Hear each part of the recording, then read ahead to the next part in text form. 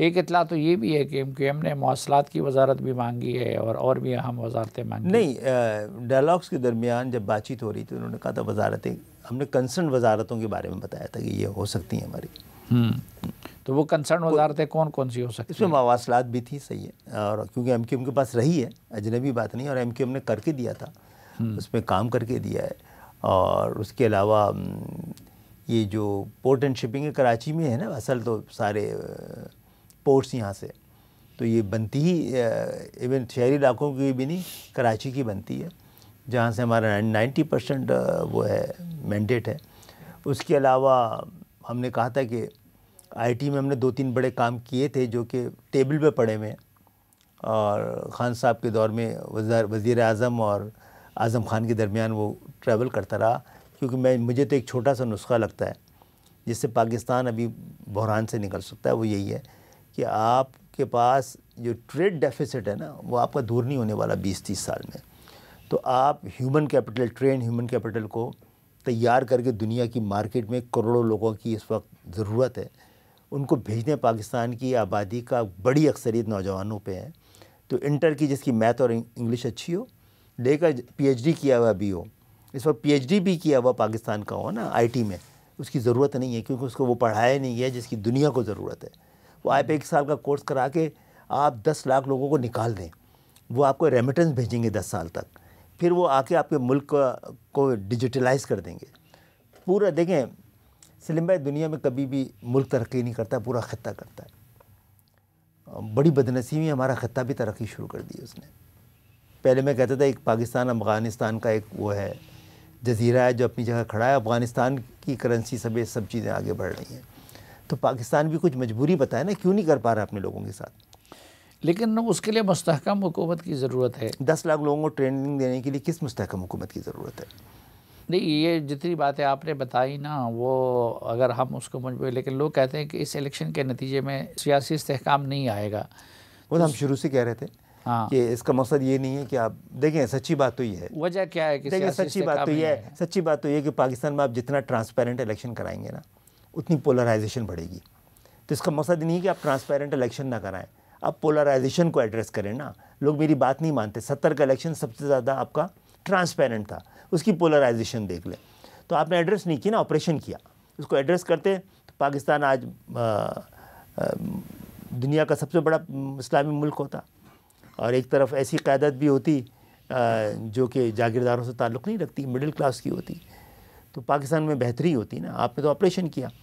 تو اب بھی آپ پاکستان کی جینوئن لوگوں کے مینڈیٹ کو سامنے آنے دیں، پھر اس کو ایڈریس کریں. پاکستان کے اقتدار میں اختیار میں سب لوگوں کو، جب تک ایک پاکستانی کو برابر کا وفادار، برابر کا حقدار نہیں سمجھا جائے گا، پاکستان اپنے مسائل سے نہیں نکل پائے گا. لیکن یہ جو دھاندلی کے الزامات ہیں، اور ظاہری بات ہے کہ اس کا ہر وقت پارلیمنٹ میں بھی شور رہے گا، باہر بھی شور رہے گا، تو اس مسئلے کا کیا حل ہو سکتا ہے؟ دیکھیں اس کے لیے MQM کے ساتھ بھی دھاندلی ہوئی ہے اس دفعہ. حیدرآباد میں بھی ہوئی ہے، کراچی میں بھی ہوئی ہے، میرپور خاص نواب شاہ سکر میں تو ہوئی ہے. تو کس نے کی ہے؟ جس نے بھی کی ہو، تو ہم اس کے لیے صحیح راستے اختیار کریں گے. عدالت ایوان پہلے الیکشن کمیشن کے پاس جائیں گے، مجبور سے محکوم سے الیکشن کمیشن کے پاس جائیں گے، پھر عدالتوں کے پاس جائیں گے، ایوان میں شور مچائیں گے، پھر بہت مجبوری ہوگی تو سڑک کا راستہ اختیار کریں گے. تو آپ جب خود اس کو مجبور اور محکوم کہتے ہیں تو اس سے انصاف کی توقع کی جا سکتی ہے الیکشن کمیشن سے؟ اسی لیے حجت تمام کرنی بھی ضروری ہوتی ہے. اچھا، یہ عمران خان صاحب نے جو IMF کو خط لکھا ہے، اس پہ آپ کی پارٹی کیا کہتی ہے؟ مجھے پہلے تو پاکستان بتائے، پاکستان کے اصل حکمران بتائیں، سب بتائیں. اجازت ہے تو پھر میں بھی لکھوں نا. میں بھی لکھوں کہ میری قوم پہ 50 سال سے کوٹا سسٹم میں پورے پاکستان میں نہیں لگا ہوا ہے. میں بھی بتاؤں نا میرے 200 لوگ لاپتہ ہیں.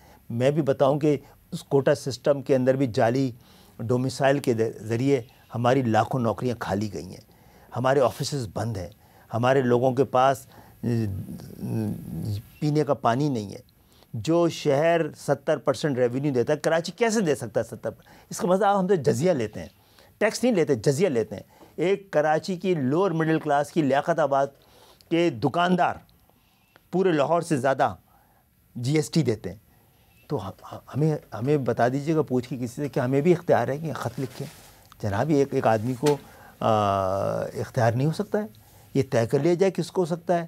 آپ سن آف دا سوائلز کو ہو سکتا ہے صرف، یہ ہم جیسے لوگوں کو، ملک بنانے والوں کو بھی، کی اولادوں کو بھی ہو سکتا ہے.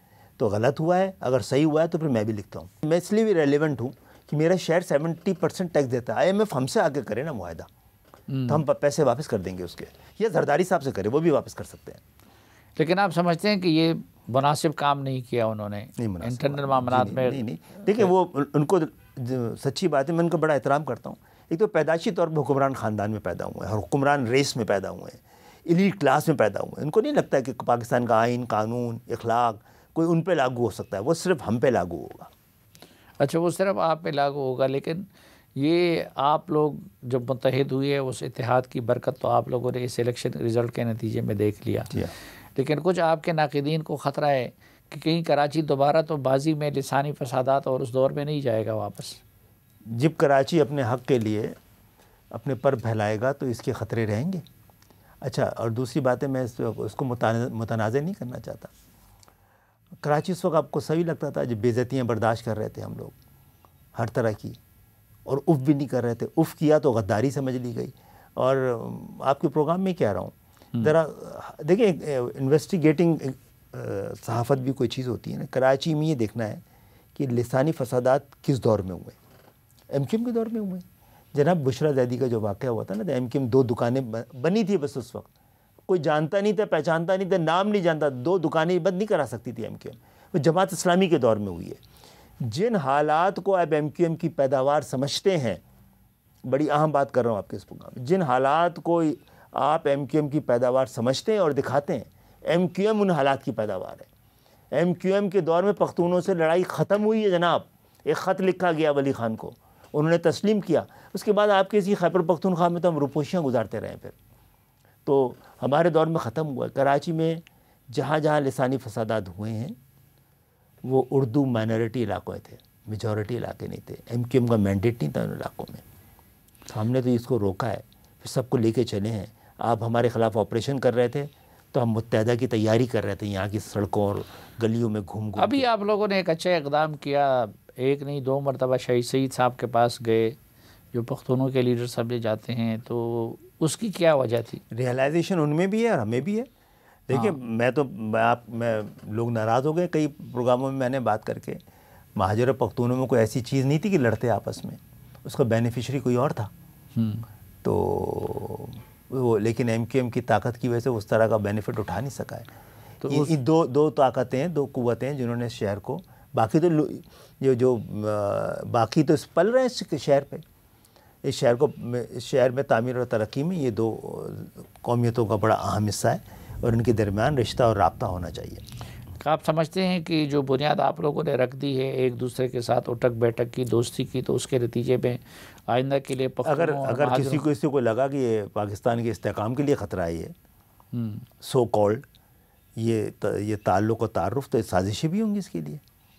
اور پھر شاہد سید کو ڈسکارڈ کر کے کسی اور کو زوردار زبان میں بات کرنے کا اختیار دے کر یہ فسادات کے ماحول تو بنایا جا سکتا ہے، لیکن انشاءاللہ تعالی اس دفعہ ہم ہونے نہیں دیں گے. نہیں، یہ تو آپ لوگوں کا اٹھک بیٹھک تو پاکستان کے استحکام کے لیے ضروری ہے، لیکن آپ کہہ رہے ہیں کہ اگر کسی کو یہ خطرہ لگا کہ پاکستان کے استحکام، ہمیں پاکستان بنانے والے ہی لگتے رہے نا کہ یہ پاکستان کے لیے خطرہ ہے. یہ بات کر دینا کہ ہم نے مڈل کلاس کے لوگوں کو، دیکھیں ایک ایسے وقت میں جب عمران خان کے دور میں ماشاءاللہ پاکستان نے ترقی کی، اور پاکستان کے جمعہ بازار میں سینٹ کی قیمت 75 کروڑ تک پہنچ گئی، اور MQM کے اپنے اکاؤنٹ میں کروڑوں میں نہیں چند لاکھوں میں پیسے ہوں، تو ہمارے پاس بھی 2 سینیٹر کی آپشن آ گئی تھی نا.